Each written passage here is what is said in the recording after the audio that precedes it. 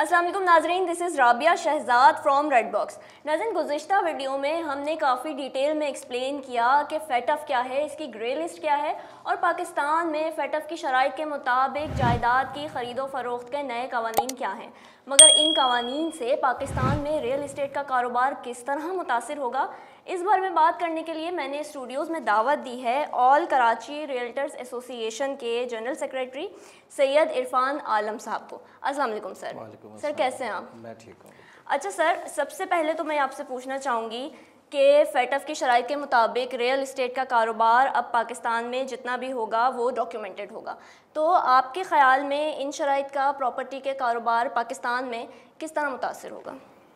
पहले तो आपका बहुत बहुत शुक्रिया कि आपने एक रियल एस्टेट से ताल्लुक़ रखने वाले एक इंतहाई जो इस वक्त सबसे ज़्यादा अहम मौजू है उसके ऊपर आपने मुझे बोलने का और मौक़िफ़ देने का मौका दिया। जी बिल्कुल। और देखें, सबसे पहली बात तो ये है कि तमाम चीज़ें बाद में आती हैं। सबसे पहले तो हमारा वतन पाकिस्तान और बतौर पाकिस्तानी हम पे जो इस मुल्क के ऊपर जो हमारे ज़िम्मेदारियाँ हैं और जो हम पर हमारे मुल्क के हकूक़ हैं वो हम पर आते हैं। हम 2018 से ग्रे लिस्ट में हैं इस वक्त, और 2018 से मुख्तलिफ़ जो 27 पॉइंट्स जो FATF की हैं, जो रिज़र्वेशंस हैं, उनको दूर करने के हवाले से हुकूमत पाकिस्तान लगी है कोशिशों में कि उन सारे रिज़र्वेशन को रिज़ॉल्व करके पाकिस्तान को ग्रे लिस्ट से निकाल के वाइट लिस्ट में लाया जाए। अभी तक जो है वो बहुत ही हौसला अफ़ज़ा जो है एफ़र्ट्स रही हैं, और उसमें ऑलमोस्ट जो है वो 26 पॉइंट जो है वो FATF की रिक्वायरमेंट के मुताबिक रिज़ॉल्व हो चुकी हैं और उनकी फुलफ़िल हो चुकी है। एक रियल इस्टेट और जेम एंड जूलरी का जो एक शोबा है जो 27 नंबर के अंदर आता है, उसमें जो FATF की जो रिज़र्वेशन है वो ये है कि टेरर फाइनेंसिंग और मनी लॉन्ड्रिंग, इन दोनों से जुड़ा हुआ ये पॉइंट है जिसमें उनका ये कहना है कि रियल इस्टेट के अंदर किसी भी तरीके से कोई टेरर फाइनेंसिंग का कोई एलिमेंट इम्पोज ना हो, और उसी के साथ साथ एंटी मनी लॉन्ड्रिंग, जो मनी लॉन्डर्स होते हैं उनका पैसा किसी तरीके से इस शोबे के अंदर पार्क ना हो। ठीक है। उसी से रिलेटेड जो है वो 20 सितंबर 2020 में हुकूमत पाकिस्तान ने FATF का एक जो है वो FBR के थ्रू एक लॉ पास किया जिसमें बहुत सारी ज़िम्मेदारियाँ जो है वो रियल इस्टेट शोबों से ताल्लुक़ रखने वालों पर आयद की गई। और ये 1 साल आज हो गया है जिसमें हमारी जो मुख्तलिफ़ एसोसिएशंस हैं अपने अपने नुमाइंदगान के ज़रिए हुकूमत पाकिस्तान के साथ कन्वर्सेशन और डायलॉग में मसरूफ़ हैं कि चीज़ों को बहुत ज़्यादा आसान बनाया जाए, कॉम्प्लिकेशन दूर की जाए और लोगों का कॉन्सेप्ट क्लियर किया जाए कि इस हवाले से हमारे जो लोगों में कॉन्सेप्ट पाया जाता है, उस कॉन्सेप्ट और जो तहफ़्फ़ुज़ात और जो खौफ पाया जाता है। एंटी मनी लॉन्ड्रिंग के अंदर जो है वो क्लॉज सेक्शन 924A के अंदर ये एक बात डाली गई थी कि जनाब अगर कोई भी रियल इस्टेट एजेंट इस मनी लॉन्ड्रिंग के उसमें अगर एज अ सहूलतकार मुलव्वस पाया गया तो उसके ऊपर जो है वो तकरीबन 40 लाख से लेकर तकरीबन 2 करोड़ से 10 करोड़ तक की सज़ाएँ जुर्माना है और 1 साल से 10 साल तक की सज़ाएँ। तो ये एक बहुत बड़ा खौफ की अलामत बन गया था, और इस खौफ की अलामत को लेकर पूरी रियल इस्टेट बरादरी पूरे पाकिस्तान की इंतहाई मुस्तरब और बेचैनी का शिकार रही। और इसी हवाले से फिर दूसरी रिजर्वेशन ये थी कि जब मुल्क में ये इदारे नादरा मौजूद है, FBR मौजूद है, और वो ख़रीदार जो सेलर और परचेज़र्स हैं उनका डाटा ख़ुद कलेक्ट कर सकता है, तो फिर ये ज़िम्मेदारी एज़ अ मुखबर या जासूस कह लें हमें क्यों प्रोवाइड की जा रही है, हम पे क्यों आयद की जा रही है कि हम अपने क्लाइंट से किस तरीके से डाटा लेकर और फिर हुकूमत को FBR काफ़ी परेशानी देखी गई थी उनमें। तो ये सारी चीज़ें थी जो बहुत ज़्यादा बेचैनी और इसराब पाया जाता था। तो इन्हीं सारी चीज़ों को लेकर फेडरेशन ऑफ रियल्टर पाकिस्तान के प्लेटफॉर्म से यहाँ जो कराची में बहुत सारी 20-22 एसोसिएशन हैं वो, और ऑल कराची उनकी नुमाइंदा एसोसिएशन है जिसका मैं जनरल सेक्रेटरी हूँ। हम वेरी फर्स्ट हम पिछले साल मिले थे जनरल अनवर अली हैदर जो पाकिस्तान हाउसिंग अथॉरिटी के इस वक्त जो है हेड हैं, और उनके साथ हमारी उस मीटिंग में PM सेक्रेटेरिएट में वो मीटिंग हुई थी पिछले साल सितंबर में। उसमें हमारे साथ जो है FBR के चेयरमैन और FATF के चेयरमैन DG, और उसके साथ साथ जो है वो मनी लॉन्ड्रिंग को जो डिपार्टमेंट को जो देख रहे हैं उन लोगों के साथ बैठ के बात हुई, और वो तमाम तहफ़्फ़ुज़ात और जो लोगों के अंदर जो इसतराब पाया जाता था उसका उनसे आगाह किया गया। और आज तकरीबन 1 साल होने को आया है तो जितने भी ये पॉइंट्स है, जिन पॉइंट्स के ऊपर हमारी बरादरी के, हमारी कम्युनिटी के अंदर जो रिजर्वेशन पाई जाती थी, उसको हम वक्तन फ़ौक्तन FBI के हेड ऑफिस में और PM सेक्रेटेरिएट के अंदर वज़ीर दाखिला साहब से इन लोगों को आगाह करते रहे, और इन द एंड कंक्लूजन जो है वो इस तरह से निकला कि अभी जो हमारी एक मीटिंग 17 अगस्त को FBI हेड ऑफिस में हुई थी और दूसरी मीटिंग हमारी 4 सितंबर को हुई थी। 17 अगस्त वाली मीटिंग में हमारे साथ जो है वो जो FATF के हेड हैं इकबाल अहमद ख़ान साहब, वो बैठे थे, और उसके अलावा दीगर हुकूमती नुमाइंदों की तरफ से 2 और 3 ज़िम्मेदारान बैठे थे, जिसमें हमारे जिन नुकात के ऊपर इत्तफाक हुआ उसमें ये हुआ कि पहले जो एक रियल एस्टेट एजेंट को FBI की पोर्टल पर रजिस्टर्ड होने के लिए जो सवालनामा दिया गया था वो इंतहाई कॉम्प्लिकेटेड और सर से गुजर जाने वाला एक वो सवालनामा था, जिसकी तादाद सवालों की 80 थी। तो उसको सबसे पहले कम कराकर 40 में कराया गया, और उसका वर्जन इंग्लिश के साथ उर्दू में करवाया गया। दूसरा, कस्टमर के हवाले से जो CDD फॉर्म था, कस्टमर डिले डेलेंसी, जो एक हमें डाटा फिल करके अपने पास रखना था, वो तकरीबन उसको बहुत ही मुख्तसर करके और इंतहाई आसान करके 6 सवालों पे मुश्तमिल कर दिया गया, जिसमें 4 सवालों का जवाब आपको उसके शनाख्ती कार्ड से मिल जाता है, और 2 सवाल उसका सोर्स ऑफ फंड और उसके जो इंटेंशन ऑफ परचेजिंग है वो आपको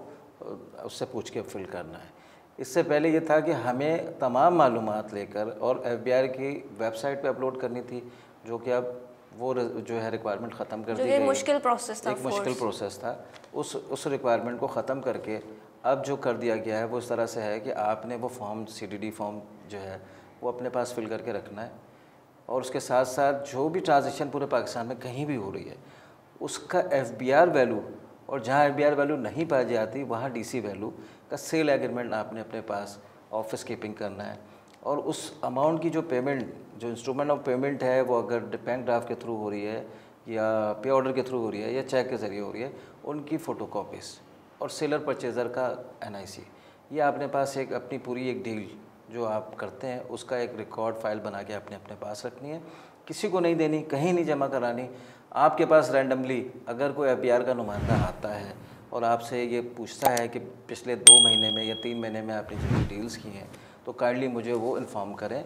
और ऐसा रिकॉर्ड जो आपके पास चीज़ें मौजूद हैं वो मुझे आप शो करें। और उसमें भी हमारी अभी जो उनके साथ जो इतनी तवील मुज़ाकरात के ज़रिए जो तय पाई है कि कोई भी FBR का नुमाइंदा उस इलाके की मुताल्लिका एसोसिएशन को एतमाद में लिए बगैर किसी भी ऑफिस में नहीं जाएगा। इसके साथ साथ जो है एक इसमें थी CR यानी सस्पिशियस ट्रांजैक्शन रिपोर्ट, कि कोई शक मुश्तबा अगर है तो उसकी रिपोर्ट आपने करनी है। तो उसको इंतहाई आसान कर दिया गया है कि नेक्टा की तरफ से एक जो नेक्टा को अक़वाम मुत्तहिदा ने जो टेरर फाइनेंसिंग और एंटी मनी लॉन्ड्रिंग में जो मुलविस लोग पाए जाते हैं उनकी एक लिस्ट मुहैया की गई है, जिनकी तादाद 4775 अफराद में मुश्तमिल है। उसको जो है वो हार्ड कॉपी की शक्ल में, PDF की शक्ल में और FBR की वेबसाइट की डाल दिया गया है, और इसके साथ एक ऐप दी गई है। वो ऐप अपने पास आप प्ले स्टोर से डाउनलोड कर लें, और वो NIC नंबर, अगर आपके पास कोई कस्टमर आता है उस ऐप में उसके कॉलम में आप वो NIC नंबर डाल दें। वो NIC नंबर अगर रेड हो जाता है तो उसके बाद वो आपके मुताबिक वो सस्पिशियस पर्सन है, जिसके साथ आपने किसी भी किस्म के कोई भी कारोबारी लेन देन नहीं करनी है। तो ये एक इंतहाई आसान प्रोसेस कर दिया गया, बहुत सिंप्लीफाई कर दिया गया। तो ये STR का जो एक इशू था सस्पिशियस ट्रांजैक्शन रिपोर्ट का था, उसको बहुत आसान कर दिया गया है। आपको पहले से जो है वो 4775 लोगों का डाटा मुहैया कर दिया गया है, और उसके साथ साथ एक ऐप मुतारिफ़ करा दी गई है। उस ऐप के ज़रिए आप किसी भी शख्स का पूरे पाकिस्तान में जो है वो अगर आपसे NIC नंबर डालेंगे तो वो अगर रेड लिस्ट में शामिल है तो वो आपके सामने आ जाएगा। ठीक है। अच्छा सर, अब आपको क्या लगता है कि अब इतनी आसानी के बाद भी इस प्रोसेस को पूरे इम्प्लीमेंट करवाना आसान होगा या मुश्किल होगा? देखिए, पाकिस्तान में अगर कभी भी कोई भी नया कानून आता है तो वो वक्त लेता है लोगों को अंडरस्टैंड करने में, उसके ऊपर यूज़ टू होने में, और उसको लोगों को अवेयर कराने में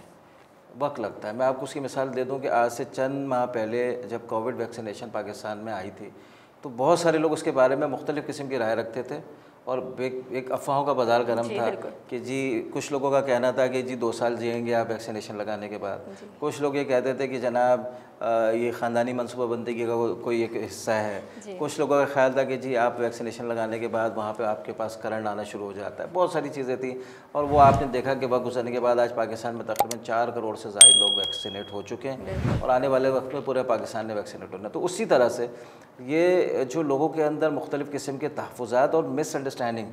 जो एक रॉन्ग कॉन्सेप्ट पाया जाता है, वो वक्त के साथ साथ इसके लिए हमें पूरे पाकिस्तान में कस्बों में, शहरों में, इलाक़ों में हमें जो है वो एक्नॉलेज करने के लिए जो है ना वर्कशॉप करने की और सेमिनार करने की ज़रूरत है। और हमने ये सजेशन दी है कि पूरा पाकिस्तान में चूँकि रियल इस्टेट का जो है 60% स्टेक होल्डर कराची है, तो हमें एक नेक्स्ट टू DG FATF या इक्वल टू DG FATF एक कराची में भी उसका एक आप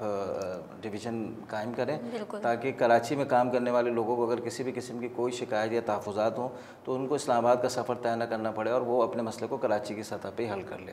ये ज़ाती तौर पे मैंने जो है वो DG साहब को जो है तजवीज़ दी थी। और उसके अलावा इसके साथ साथ देखें, अभी मैं अपने जो रियल इस्टेट बरादरी से ताल्लुक़ रखने वाले लोग हैं उनको एक मैसेज देना चाहूँगा, और अगर आप इजाज़त दें तो ये मैसेज मैं इनको बड़ी क्लैरिटी के साथ दे दूँ। मैं अपने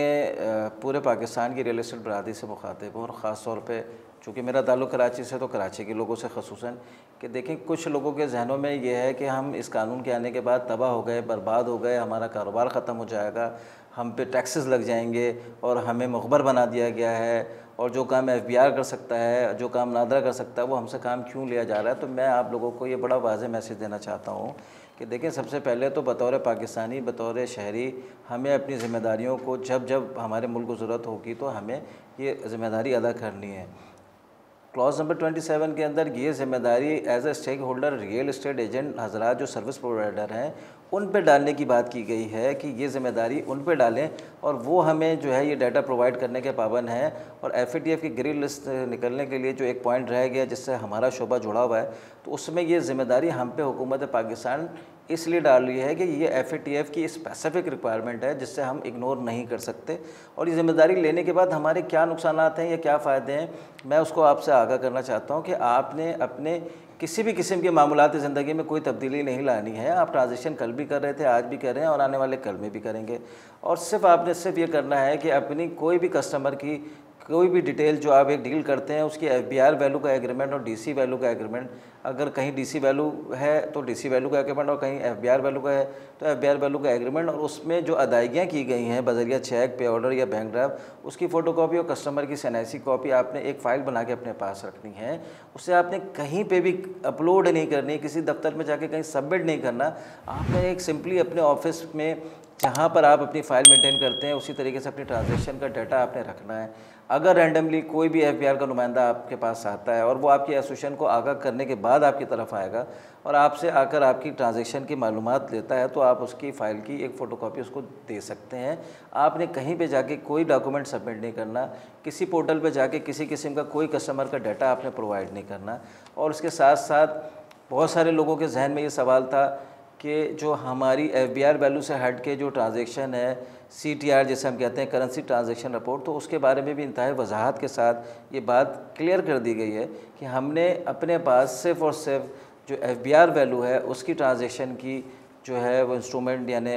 पेमेंट्स का रिकॉर्ड अपने पास रखना है, और उससे हट के जो पेमेंट है उसका रिकॉर्ड देने के ना आप रखने के पाबंद हैं और ना ही देने के पाबंद हैं। इसी के साथ साथ जो सस्पेशियस लोग हैं उनकी लिस्ट आप लोगों को प्रोवाइड कर दी गई है, वो आपके पास PDF की शक्ल में भी है, आप अपने हार्ड कॉपी की भी शक्ल में रख सकते हैं। और इसके साथ साथ आप वो ऐप भी डाउनलोड कर सकते हैं जिसमें आप CNIC नंबर इंटर करने के बाद किसी भी सस्पेशियस क्लाइंट को आप आइडेंटिफाई कर सकते हैं। अगर को वो आइडेंटिफाइड हो जाता है तो आपने उनके साथ किसी भी किस्म की कोई डील नहीं करनी, आप उससे बरियों जमा है, आप पे किसी किस्म की कोई जुर्माना आयद नहीं होता, आप पे किसी किस्म की कोई सज़ा आयद नहीं होती। आमला का जो 924 सेक्शन A का जो लॉ है वो उसी वक्त अप्लीकेबल होगा जब आप ऐसी कोई भी एक्ट के मुर्तकब हो जाएंगे जो कि रेड लिस्ट में शामिल है और उसके साथ आप कोई डील करते हैं। और आपको ये भी वाज़ह करता चलूँ कि इसका आपके टैक्सेशन से किसी भी किस्म का कोई ताल्लुक़ नहीं है कि ये रोल प्ले करने के बाद आप पे कोई टैक्स आयद होने जा रहा है या आपसे कोई इजाफी टैक्स लिया जाएगा। तो टैक्सेशन के हवाले से इस एक्ट का कोई ताल्लुक़ नहीं है, जिसकी बड़ी कैटेगोरिकली वजाहत कर दी गई है कि आपके सालाना गोशवारों से या किसी भी किस्म के कोई टैक्स लेने देने से इस ज़िम्मेदारी का कोई भी ताल्लुक़ नहीं है। तो मैं समझता हूँ कि हमें मज़ीद इस चीज़ से अवेयर होने की ज़रूरत है। हमें शहर की सतह पर, इलाक़ाई एसोसिएशन की सतह पर सेमिनार्स मुनक़्क़द करने की ज़रूरत है और चीज़ों को समझने की ज़रूरत है। जब हम चीज़ों को अंडरस्टैंड कर लेंगे तो मैं समझता हूँ कि तक़रीबन हमारे शोबे से वाबस्ता लोग बाशऊर लोग हैं, एक नॉलेज रखते हैं, टेक्नोलॉजी से अवेयर हैं और वो इन सारी चीज़ों को बआसानी सरअंजाम दे सकते हैं। ठीक है सर, ये आपने बहुत अच्छे और सादा अल्फाज में पूरी मामले की वजाहत कर दी। अच्छा सर, अब इन रेगुलेशंस की वजह से क्या ओवरसीज़ पाकिस्तानीज़ को इन्वेस्टमेंट करने में कोई हर्डल्स आएंगे? मैं समझता हूँ कि जिस तरह से वो कल काम कर रहे थे वो आने वाले कल में भी उसी तरह से काम करेंगे। और देखिए मैं आपको बताऊँ कि ये जो इस वक्त FATF की जो ज़िम्मेदारी आयद की जा रही है, ये उन लोगों के लिए है जो किसी भी क्राइम के अंदर मुलव्वस रहें, कोई मुल्क दुश्मन सरगर्मियों में मुलव्वस रहें या रियासत के ख़िलाफ़ किसी काम के अंदर कोई ऐसा उनका एक्ट है। तो हमारे जो ओवरसीज़ पाकिस्तानी हैं वो बहुत ही मुअज़्ज़ज़, ज़िम्मेदार और कानून पसंद लोग हैं, तो उनको कहीं पे भी किसी भी किस्म की कोई रुकावट या मुश्किल दरपेश नहीं आएगी। सही। अच्छा सर, थोड़ा कराची के हवाले से बात कर लेते हैं कि कराची एक बड़ा शहर है, एक कंजस्टेड शहर है, तो यहाँ पर आबादी भी ज़्यादा है, प्रॉपर्टी की कीमतें भी काफ़ी ज़्यादा हैं। तो आपके ख़्याल में अक्सर प्रॉपर्टी की कीमतों को मसनूई तरीके से भी बढ़ाया जाता है, तो इसको कैसे कंट्रोल किया जा सकता है? आप क्या सजेस्ट करेंगे? देखिए मैं अभी पिछले दिनों लाहौर भी गया, मैं मुल्तान भी गया, इस्लामाबाद भी मेरा जाना हुआ, फैसलाबाद भी जाना हुआ। मैंने वहाँ एक चीज़ नोट की है कि जो वहाँ पे जो एक्सटेंड कर रहा है, जो डेवलपमेंट हो रही है तामीरात के शोबे के हवाले से, वो मुज़ाफ़ात के जो इलाके हैं वहाँ पे एरिया एक्सटेंड हो रहा है। हम जो है शहर को फैलावे की तरफ लेके जा रहे हैं। तो कराची में भी इस वक्त बहुत ज़्यादा एक्सटेंशंस हो रही हैं। अगर मैं कहूँ कि स्कीम 33 बहुत ज़्यादा ग्रो अप कर चुका है, इसी तरह से जो है स्कीम 45 है, स्कीम 42 है, स्पेशली फिर एक हमारा एक एलिमेंट DHA सिटी है, फिर बहरिया है, तो एक्सपेंड हो रहा है शहर। और अगर हमारे पास डिमांड और सप्लाई का रेशो बैलेंस हो जाता है तो कीमतें एक अपनी नेचुरल इम्प्रूवमेंट के तहत बढ़ेंगी। अगर हम ये समझते हैं कि कोई भी मसनूई एलिमेंट इस मार्केट को डैमेज करता है या सट्टेबाजी को बहुत ज़्यादा प्रमोट करता है, तो उसका वाहिद हल ये है कि हमें डिमांड और सप्लाई के फ़र्क को समझ के चलने की ज़रूरत है। और उसमें गवर्नमेंट को अपनी स्कीम लानी चाहिए जिसमें बहुत सारी ऐसे लोग जो मिडिल क्लास से बिलोंग करते हैं और वो बहुत ज़्यादा महंगी रिहाइश को अफोर्ड नहीं कर सकते, तो गवर्नमेंट ऑफ सिंध को स्पेशली मैं कहूँगा, क्योंकि हुकूमत पाकिस्तान की तरफ से तो पाकिस्तान हाउसिंग अथॉरिटी ने जो है वो low cost housing scheme announce की हुई है, लेकिन बदकिस्मती से सिंध के अंदर वो काबिले अमल अब तक नहीं हो सकी, और जिसमें मैं समझता हूँ कि हुकूमत सिंध का ताउन ना होना सबसे बड़ा एक एलिमेंट है। तो अगर ये चीज़ हुकूमत सिंध रियलाइज़ कर ले, ख़ास तौर पे कराची के अंदर, कराची के अवाम, सूबा सिंध के अवाम के लिए, तो वो DC रेट के ऊपर जो है वो बिल्डर डेवलपर को अगर वो जगह फराहम करती है तो 24 से 27 लाख रुपए के दरमियान जो है वो एक बहुत ही कम कीमत पे 20 साल बैंक फाइनेंस के थ्रू लोग अपना घर हासिल कर सकते हैं। और 12 से 15 हज़ार रुपये वो अगर एक छोटे से क्वार्टर का किराया दे रहे हैं तो 12 से 15 हज़ार वो एक साथ देकर वो अपने घर के मालिक बन सकते हैं। सही।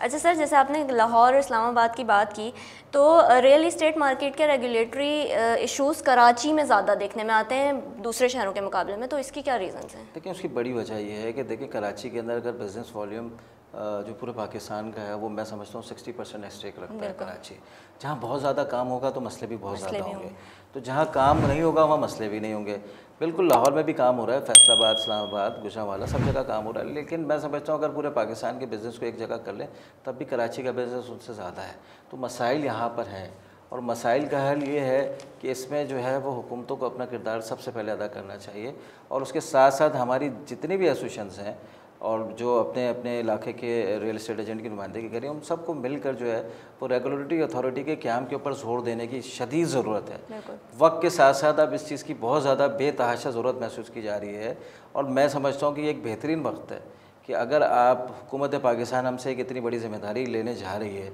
और हमें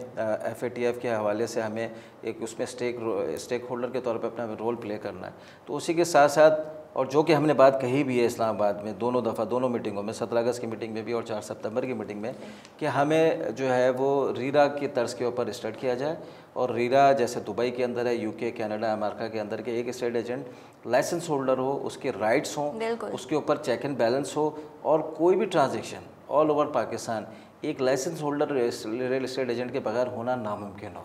अच्छा सर, रियल इस्टेट एजेंट्स की जानिब से अक्सर आम आदमी को बेवकूफ़ बना दिया जाता है, तो क्या आपको नहीं लगता कि इन एजेंट्स के लिए एक एसोसिएशन होनी चाहिए और इन एसोसिएशन जो ऑलरेडी मौजूद हैं उनका इसमें कुछ किरदार होना चाहिए इन चीज़ों को रोकने के लिए? देखिए बिल्कुल, आटे में नमक के बराबर ऐसे लोगों की तादाद है जो इस तरह का काम करके पूरी बरादरी को और पूरे शोबे को बदनाम करते हैं, और मुझे इससे इनकार नहीं है। और ये चीज़ आपको मेडिकल के शोबे में भी नज़र आएगी, लॉयर के शोबे में भी नज़र आएगी, और दीगर तमाम शोबों में नज़र आएगी। हमारे शोबे में भी कुछ ऐसे लोग हैं जो इस तरह की हरकतों में मुलविस हैं, और उसका सदेबाब बिल्कुल एसोसिएशन की सतह पर हो सकता है। और पाकिस्तान में इस वक्त बड़ी खुशी की बात है कि तमाम शहरों में, छोटे बड़े शहरों में एसोसिएशन बन रही हैं, रजिस्टर्ड हो रही हैं, और वो शहरों की सतह पे एक अपना कंसोर्शियम बना रही हैं। और स्पेशली पाकिस्तान की सतह पे तो जो है वो फेडरेशन ऑफ रियल्टर पाकिस्तान बन चुकी है, जिसका मैं वीपी हूँ, सिंध से वाइस प्रेसिडेंट हूँ। तो वो उसमें पूरे पाकिस्तान से इस वक्त तकरीबन 80 से ज़ायद एसोसिएशन जो है वो अटैच हैं। और पाकिस्तान में होने वाले कोई भी मसले मसाइल जिसका ताल्लुक़ वफाक से हो और बाज़ दफ़ा सूबे से भी हो, तो फेडरेशन ऑफ रियल्टर जो है पाकिस्तान उन तमाम मसाइल को, उन मामलात को बड़ी ज़िम्मेदारी के साथ उसके उहदेदारान, ख़ुसूसन सदर, चेयरमैन, सूबाई सदूर और SVPs, उनको बहुत ज़िम्मेदारी के साथ लेके चल रहे हैं, और एक बेहतरीन किस्म का एक रुझान बनता हुआ नज़र आ रहा है। अच्छा सर, हमारे पास अक्सर लोगों के सवाल आते हैं कि जब हम भी किसी भी स्कीम के बारे में बात करते हैं, किसी भी ज़मीन के बारे में बात करते हैं, तो उनके दिमाग में पहला कॉन्सेप्ट यही होता है कि भाई ये जाली तो नहीं है, ये इसमें डबलिंग तो नहीं हुई हुई। तो इन चीज़ों को एज अ कस्टमर, आप एक कस्टमर को गाइड किस तरह करेंगे कि उनको सबसे पहले किन चीज़ों का ख्याल रखना चाहिए कोई भी प्लॉट ख़रीदने से पहले या किसी भी फ्लैट की बुकिंग करवाने से पहले? पिछले दिनों मेरा एक टीवी में इंटरव्यू हुआ था, और ख़ास तौर पे जाली सोसाइटियों के हवाले से हमारा टॉपिक था। जी बिल्कुल। और शायद आपकी नज़रों से गुजरा भी हो। बिल्कुल। देखिए, मैंने उस वक्त भी ये बात की थी। सबसे इम्पॉर्टेंट बात जो बात मैं करना चाह रहा हूँ कि वो ये है कि आप कोई भी ट्रांजैक्शन अगर कर रहे हैं, देखें कोई भी सोसाइटी, अगर वो बिल्डर डेवलपर की सोसाइटी है और कोई कोऑपरेटिव सोसाइटी है जो गवर्नमेंट की तरफ से, जिसकी स्कीम 33, स्कीम 42, स्कीम 45 के अंदर है, आप उसके मुताल्लिका शोबे से जाकर उसको वेरीफाइड ज़रूर करें, उसके तमाम मामलात को जाके चेक करें कि उसकी जो गवर्निंग बॉडी है उसके बाकायदा इजलास होते हैं। अगर वो कोऑपरेटिव हाउसिंग सोसाइटी है तो सही उसके जाके सोसाइटी के दफ्तर में जाके उनसे मिनट्स ऑफ मीटिंग मांगें, उनके मामलात को पूछें कि सालाना उनकी गवर्निंग बॉडी के इजलास होते हैं और इस वक्त उनके सोसाइटी के मामलात कौन देख रहा है। और उसके साथ साथ अगर कोई जायदाद आप ख़रीद रहे हैं तो आपका 1 दिन लगे या 2 दिन लगे, उसको जाके सोसाइटी के दफ्तर से अच्छी तरीके से आप छान भटक कर लें। और मैं समझता हूँ कि अगर आप उस चीज़ को बहुत ज़्यादा साउंड प्रूफ करना चाहते हैं तो एक ज़िम्मेदार रियल एस्टेट एजेंट को ज़रूर इन्वॉल्व करें। आप किसी प्राइवेट सोसाइटी के अंदर अगर आप जा रहे हैं जिनके ऑफिस, बुकिंग ऑफिस उस साइट पे खुले हुए होते हैं या हेड ऑफिस के ज़रिए बिक रहा होता है, उसमें आपने जाना है मुताल्लिका अदारा, जैसे अगर सोसाइटी का लैंड बोर्ड ऑफ रेवेन्यू से बिलोंग करता है तो आप बोर्ड ऑफ रेवेन्यू जाएँ, उसकी वेरिफिकेशन करें, उसके NOCs देखें। अगर वो अप्रूवल अथॉरिटीज़ जैसे LDA है, MDA है, वहाँ से आप जाके पता करें कि इनकी जो फॉरवर्डिंग है, इनकी जो अप्रूवल्स हैं, लेआउट है, मास्टर प्लान है, आया उनके पास भी इसका रिकॉर्ड मौजूद है या नहीं है। और फिर उसके बाद SBC से जाके ज़रूर पता करें कि इसका NOC फॉर सेल SBC ने इशू किया है या नहीं किया है। आपका वक्त ज़रूर लगेगा, लेकिन आपकी ज़िंदगी भर की जो जमा पूंजी जिसके ज़रिए आप वो जायदाद ख़रीदना चाहते हैं, मैं समझता हूँ किसी का 1 लाख रुपये भी बहुत कीमती होता है, वो ज़ाया ना हो और आपका थोड़ा सा वक्त लगेगा और उन चीज़ों से आप बिल्कुल बच सकेंगे। और अगर आप डील करेंगे तो बड़ी क्रिस्टल क्लियर और साउंड प्रूफ और बड़ी स्ट्रॉन्ग डील होगी। ठीक है, thank you so very much sir आपके टाइम के लिए। नाज़रीन, उम्मीद करती हूँ आज की वीडियो बहुत यूज़फुल साबित होगी आपके लिए। कमेंट्स में अपनी कीमती राय से ज़रूर आगाह कीजिए और हमारे चैनल को सब्सक्राइब करना ना भूलिए।